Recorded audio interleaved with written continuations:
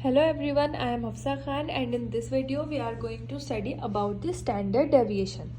Standard deviation क्या होता है? जब आप बायोस्टैटिस्टिक्स पढ़ेंगे तो उसमें आप देखेंगे कि जो हम जब देखिए हमने कुछ रिसर्च करी, ठीक है, सपोज आप अपने एमफार्म का प्रोजेक्ट ही सोच लिया, हमने वो प्रोजेक्ट करा।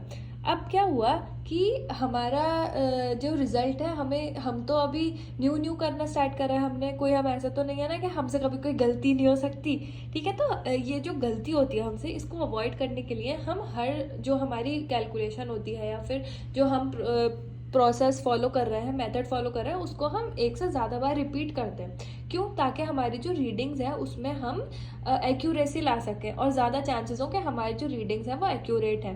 तो इसीलिए हम ये बायोस्टैट्स पढ़ते हैं बेसिकली। तो उसका ये एक पार्ट है standard deviation. Let's see it in detail. It is the measure of dispersion shown as a measure of scatterness of values, that is how are the data spread about average values. ठीक है, मतलब कि हमारी जो actual value आनी है उससे हमारी जो वैल्यू है वो कितनी ज़्यादा स्कैटर्ड इधर उधर है, कितना मतलब एरर आ रहा है उसमें, ये हम कम करने के लिए स्टैंडर्ड डेविएशन लगाते हैं। कौन कौन से मेथड्स हैं ऑफ मेजरिंग डिस्पर्जन? फर्स्ट है मेथड ऑफ लिमिट्स, और उसको हमने दो पार्ट्स में क्लासीफाई करा है। Second is method of averaging deviation. Methods of limits में आ जाता है हमारा range, interquartile range and percentile range. And methods of averaging deviation में आ जाता है हमारा बार ब्लर हो रहा है, quartile, mean deviation and standard deviation. Definition इसकी आ जाती है the positive root of variance is called as standard deviation. इसको हम ऐसे डिफाइन करते हैं। मेथड ऑफ कैलकुलेशन में आते हैं हमारे direct method, shortcut method, square root, square values of method and step deviation method. Okay, now let's see the series of standard deviation. 3 series होती हैं, फर्स्ट इंडिविजुअल, डिस्क्रीट और group series. The above 4 method of calculation can be given differently as per the respective series. हर series के लिए अलग अलग उसका हमें फॉर्मूला मिलता है। ये मैंने आप एक टेबल के फॉर्म में बना लिया है।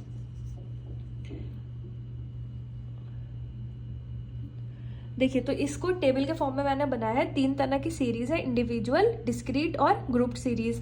और ये हमारे मेथड्स हैं, कौन कौन से? Direct method, shortcut method, square of values method and step deviation method. और उसी के हिसाब से मैंने इनके जो फॉर्मूलाज हैं इनके आगे आगे लिख दिए हैं, ठीक है।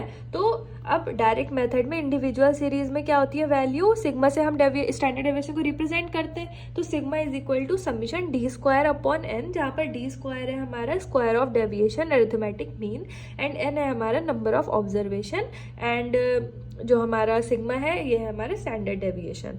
डिस्क्रीट में आ जाता है summation under root summation F D square upon N, और समीशन वो सिग्मा वो standard deviation is equal to group में आता है summation F X minus X bar square, जहाँ पे ये एक्स और एक्स बार हमारी मीन वैल्यूज होती हैं, ठीक है। शॉर्टकट मेथड, जहाँ पर हमारा एक्स बार है इज होल नंबर नहीं होता है शॉर्टकट मेथड में, ठीक है। तो हम क्या करते हैं? Standard deviation is equal to under root summation D X square upon N minus summation D X upon N whole square.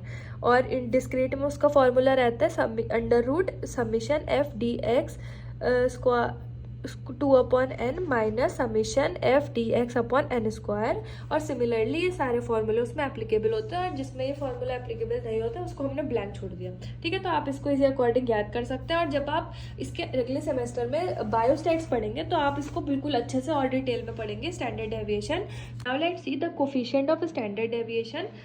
To compare the dispersion between 2 और मोर सीरीज, हम क्या करते हैं? ये जो कोफिशिएंट है स्टैंडर्ड डेविएशन का, इसको हम कंसिडर करते हैं। इसको हम डिनोट करते हैं by sigma upon X bar, that is mean, और सिग्मा है हमारा स्टैंडर्ड डेविएशन।